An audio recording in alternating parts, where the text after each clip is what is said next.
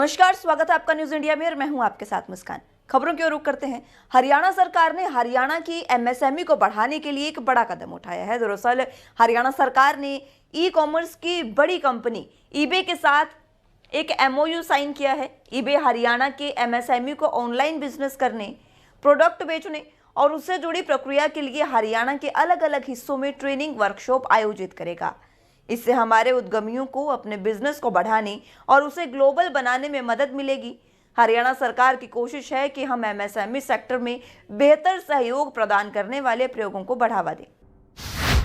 वहीं बात रोहतक की करें तो महम चौबीसी के ऐतिहासिक चबूतरे पर हरियाणा सर्वखाप किसान सम्मेलन का आयोजन किया गया, जिसमें विधायक पद से इस्तीफा दिए इनेलो के नेता अभय चौटाला ने शिरकत की। महम में अभय चौटाला का बयान उन्होंने दिया और सरकार पर जमकर निशाना साधा। उन्होंने कहा कि आगे आने वाले समय में बीजेपी और जेजेपी को कोई शादी का कार्ड तक नहीं देगा। वहीं किसानों के समर्थन में जेजेपी और कांग्रेस के विधायकों से उन्होंने कहा कि अगर वो सामूहिक इस्तीफा दें तो प्रदेश की सरकार गिर जाएगी, और अगर जेजेपी और कांग्रेस के विधायक ऐसा करते हैं तो अभय चौटाला खुद फूलमाला लेकर उनका स्वागत करेंगे। वहीं उन्होंने कहा कि बीजेपी का काम केवल दंगे करवाना है, कभी देशहित में नहीं कोई आंदोलन उन्होंने किया है।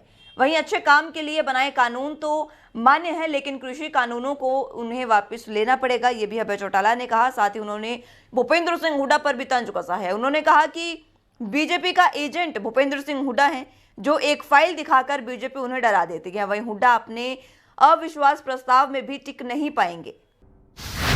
वहीं इसी सर्वखाप किसान सम्मेलन में तय किया गया कि आगे आने वाली 18 फरवरी को किसान रेल रोकेंगे, और इसकी जानकारी भारतीय किसान यूनियन अंबावता के प्रदेश अध्यक्ष अनिल नांदल उर्फ बल्लू प्रधान ने महम चौबीसी के ऐतिहासिक चबूतरे पर सर्वखाप किसान सम्मेलन को संबोधित करते हुए दी। कृषि कानूनों के विरोध में लगातार आवाज उठा रहे बल्लू प्रधान को आज सर्वखाप सम्मेलन में पगड़ी पहनाकर सम्मानित भी किया गया। वहीं विधायक पद से त्यागपत्र देने के बाद इनेलो नेता अभय चौटाला को भी यहां पर सम्मान दिया गया। बल्लू प्रधान ने कहा कि जब तक बिल वापसी नहीं होगी हम घर वापसी नहीं करेंगे और आंदोलन शांतिपूर्ण तरीके से चलता रहेगा। साथ ही उन्होंने कहा कि आज जो ये सर्वखाप किसान सम्मेलन में पगड़ी पहनाकर उन्हें सम्मान दिया गया है, वो इसे कभी झुकने नहीं देंगे। वहीं आज दीनदयाल उपाध्याय की पुण्यतिथि है, जिसको लेकर देश भर में कार्यक्रमों का आयोजन किया गया था, और इसी कड़ी में रोहतक में भी बीजेपी कार्यालय में कार्यक्रम का आयोजन किया गया, जिसमें मंगलसेन की प्रतिमा पर पुष्प अर्पित किए गए और उन्हें नमन किया गया। इस मौके पर बीजेपी के प्रदेश अध्यक्ष ओम प्रकाश धनखड़ भी मौजूद रहे, और उनके साथ डिप्टी मेयर राजकमल सहगल, सतीश नांदल और पूर्व सहकारिता मंत्री मनीष ग्रोवर भी मौके पर मौजूद रहे।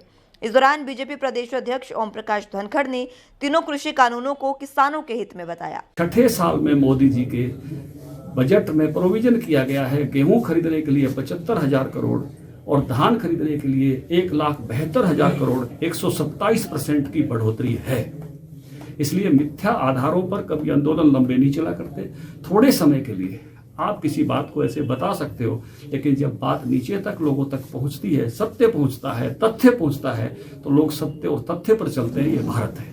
सारे आंदोलन के प्रति बहुत ही संवेदनशीलता दिखाते हुए सरकार ने अपना मान के ही व्यवहार किया है। मान लो किसी बात से आपके परिवार का कोई सदस्य किसी बात पर उसका मुद्दा चाहे सही है चाहे नहीं सही है, कई बार गुस्सा हो जाता है। सारे देश के आम जन तक बात पहुंच रही है और तेजी के साथ पहुंचेगी। हम पहुंचाएंगे। सत्य और तथ्य ही आगे जाते हैं। और ये भी बात बार बार सरकार ने कही है कि कोई सुधार की बात है। जो भी उन्होंने लिखा था, तोमर साहब की चिट्ठी आम नागरिक तक गई है, लाख के लोगों तक गई है, तो उसमें सुधार में भी कोई सरकार ने कहा। वहीं रोहतक के मॉडल स्कूल में 9,000 रुपए डेवलपमेंट चार्ज लेने का मामला अब गंभीर होता नजर आ रहा है। दरअसल कोरोना काल में बहुत से ऐसे परिवार हैं जो लोग अपने काम धंधे से हाथ धो बैठे थे, जिसको लेकर वो अपने बच्चों को पढ़ा भी नहीं पा रहे थे, लेकिन उसके बावजूद स्कूल डेवलपमेंट चार्ज के रूप में 9,000 रुपए चार्ज कर रहा है, जिसके चलते अभिभावक कई बार मीटिंग भी कर चुके हैं और काफी परेशान नजर आ रहे हैं। इसके लिए अभिभावक पूर्व सहकारिता मंत्री मनीष ग्रोवर से मिल चुके हैं। रोहतक के डीसी कैप्टन मनोज कुमार से भी वो इस मामले में कई बार मिल चुके हैं, और इस मामले में डीसी ने एडीसी और अभिभावकों की एक टीम का गठन किया था, जिसमें आज अभिभावक लोग एडीसी से मिलने पहुंचे थे, लेकिन वहां कोई भी अधिकारी ना मिलने पर अभिभावकों का गुस्सा और बढ़ गया और उन्होंने सभी अधिकारियों को हाईकोर्ट में जाने तक की चेतावनी दे डाली। और हम एडीसी ऑफिस में आज डीसी साहब ने जो कमेटी बनाई थी ना, तो वो कमेटी में जो कमेटी के सदस्य थे उनको यही नहीं पता भाई हमारा नाम है या नहीं है।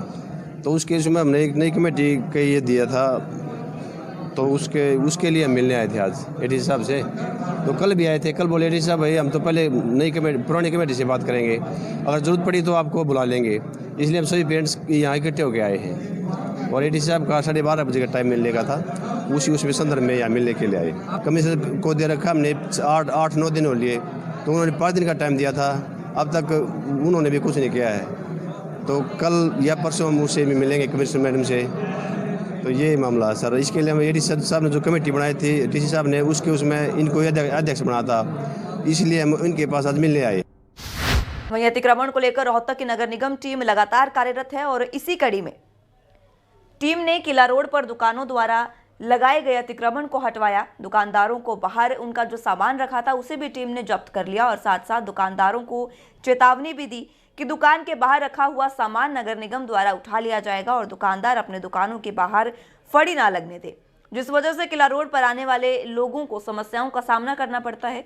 वहीं अतिक्रमण की वजह से किला रोड पर जाम की समस्या भी लगातार देखने को मिलती है, जिसके चलते आज नगर निगम की टीम ने दुकानों के बाहर रखे सामान को जब्त किया और दुकानदारों को चेतावनी भी दी। हम लोग खड़े हैं रोहतक के किला रोड पर, जहां नगर निगम की टीम ने जो है अतिक्रमण और इंक्रोचमेंट को हटवाने की कोशिश की है और एक अभी दुकानदारों का सामान जो बाहर रखा हुआ था वो नगर निगम की टीम द्वारा उठा लिया गया है। अभी दोबारा फिर टीम जो है वो नगर निगम पर यहाँ पहुँचेगी। किला रोड पर जो है दुकानदारों को समझाया जा रहा है कि ये लोग जो है सामान बाहर ना रखें।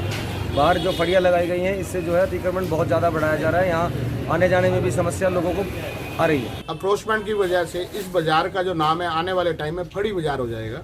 जिस तरह की दिल्ली के बाज़ार, सोम बाज़ार, मंगल बाज़ार, बुध बाज़ार, और उसी तरह की अब कस्टमर आता है तो जैसे ही वो बाहर से ही लेके चला जाता है और उसके बाद अच्छा कस्टमर अंदर आने से भी कतराता है। देखो दुकानदार तो किराया लेता ही है, कुछ दुकानदार ने खुद अक्रोचमेंट किया हुआ है और जो दुकानदार खुद अक्रोचमेंट नहीं करना चाहता तो उसने किराए पे भी दिया हुआ है, और किराए तो अच्छे हैं इसी अगर बाजार में है तो।